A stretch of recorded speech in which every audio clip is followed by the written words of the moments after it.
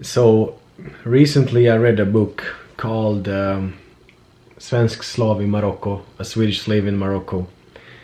And it was written by Marcus Berg, who was the captain, and he was captured in 1754 on his way to Italy.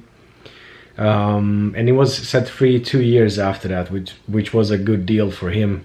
A lucky thing, because people spent their whole lives there, and many families came there. I mean, forcefully, of course, taken by pirates and separated. And just imagine the misery. This happened during the Barbary slave trade, which was done by the North African countries, or it was done in the region which is now part of the countries Tunisia, Morocco, Libya, Algeria, and so on. They were nominally under the Ottoman Empire, but they were very autonomous. They had various sultans and the brothers of them who claimed the throne. They had indigenous tribes who fought against one another and against the sultan. So it was a very chaotic, backwards place to be compared to Europe at the time, which is very well portrayed in this book, and also in the other books which were written by people from Europe who either worked there or were imprisoned there, and so on. So even if this is a short book, it took some time to read because there are so many interesting digressions to be made. Marcus Berg describes the environment which he was slave in. Like, they lived in a big rectangular building, and every nation had its quarters. Scandinavians had their own quarters because they were few compared to the Italians, French, Spanish and Englishmen and so on.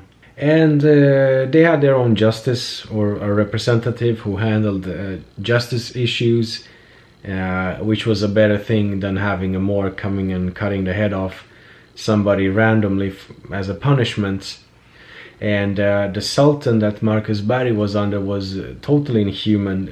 The things he did are just I don't want to mention them, but on the lighter side, like, he could make his own men, his own officers, fight one another to death. He could make slaves be brutalized to death. He could hunt down a tribe, nomad tribe, and when they hid in caves and so on, he would just wall them in, cut the head of messengers when bad news happened. And so he was a very, very sick man. And I did a blog post on this book, which is about 11 PDF pages, but there's a good description there by him on the Sultan and the psychology of him and the psychology of the people who are submitted to him and why they did that.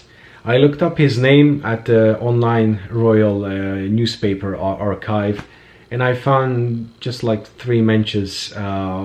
3 were from ship lists.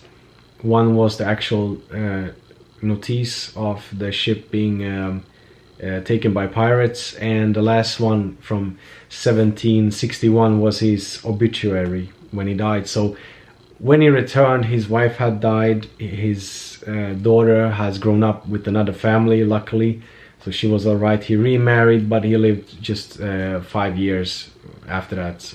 Kind of a sad life and with lots of hardships, but I like the way he wrote about it. He seemed to have been, upright in whatever happened. And another thing is the way the slaves were freed. Mostly it happened in groups, so money had to be collected from their states, the churches, maybe their home village, friends. So all money was gathered, and say like 50 to 100 slaves were freed at the same time. And the money had to pass a long way, get exchanged for rifles, animals, silver or something, and so on. In other cases, the Catholics had a better time because there were order of monks who went around the area of northern Africa and bought off slaves. But the Protestants from Central and Northern Europe had a harder time also with the distance and the correspondency. And regarding the Barbary slave trade back in the days, it could have been stopped very easily. The naval forces of Southern Europe could have easily just eliminated the problem. However, for some time, some countries, kingdoms were okay with it because, you know, England didn't really mind having pirates attacking Spain and Spanish vessels and so on, until it kind of grew into a bigger problem.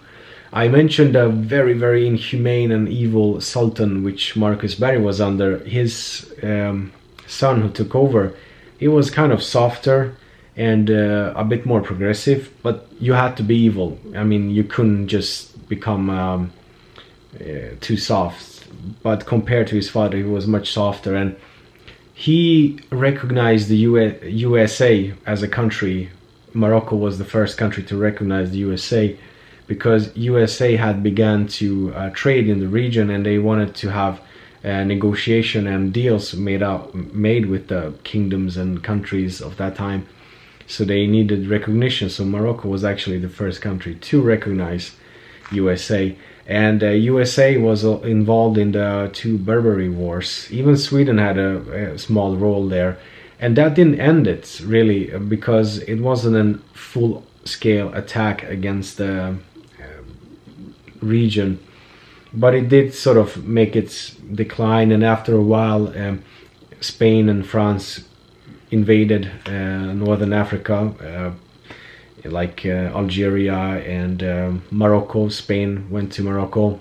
However, it took like Sweden until 1845 until they paid the last kind of bribe or gift for somebody down there to, you know, spare the lives of their ship crews and so on.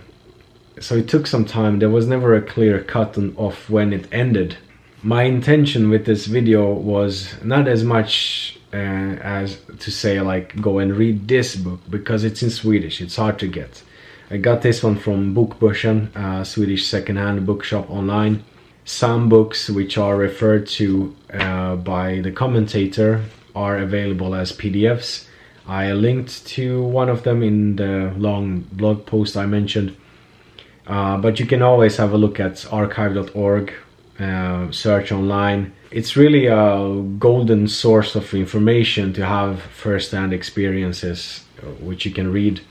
And remember, they can be exaggerated, they can be glorified and so on.